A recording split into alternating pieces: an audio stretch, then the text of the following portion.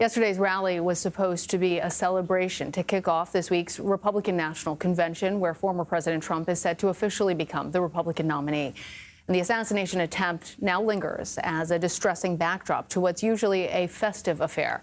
CBS News political correspondent Caitlin Huey-Burns is in Milwaukee, the site of the Republican National Convention. So, Caitlin, let's start just with the RNC. Have you noticed any changes from a security standpoint since yesterday? Good to see you, Lana. Well, we are inside the security perimeter for the RNC. You can see this arena behind me and the convention where Donald Trump will be nominated as the Republican nominee is right behind that.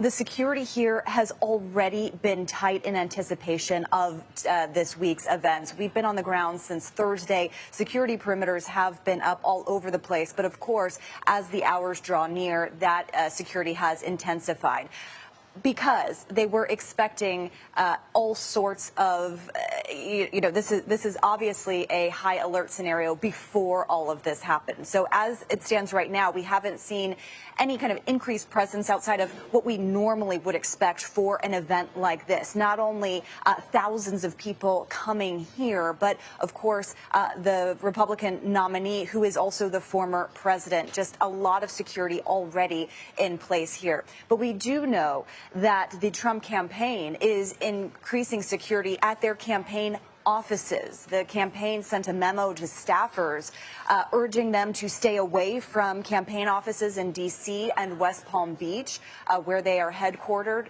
as they assess the threats there. They have also beefed up security. 24/7 guards are going to be at those offices as well. So that gives you a sense of what is happening there. But I would also point out that Tom Cotton, the senator from Arkansas, who is expected to speak at the RNC, just earlier this morning on Face the Nation, he is a member of the Intelligence and Armed Services Committee. He described the RNC as being the safest place in America right now, given all of the security in place here. And Caitlin, that's obviously a political event. The Biden team has responded to this attempted assassination by pulling down their campaign ads. What more can you tell us about how the Biden campaign is navigating this period?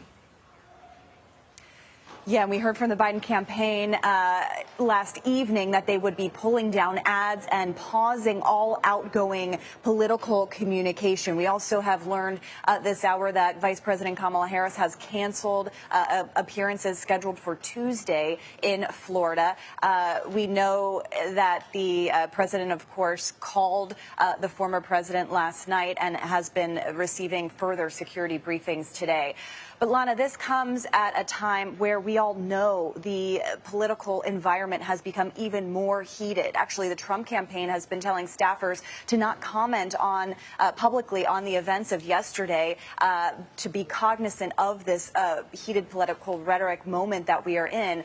Earlier this week, I reported for CBS Mornings a story on the increased threats to local officials, those who are, at the basic levels of local government, who are seeing increased threats. Of course, that is now more pronounced as ever at the highest levels here in Milwaukee. Caitlin Huey-Burns there for us in Milwaukee. Thank you.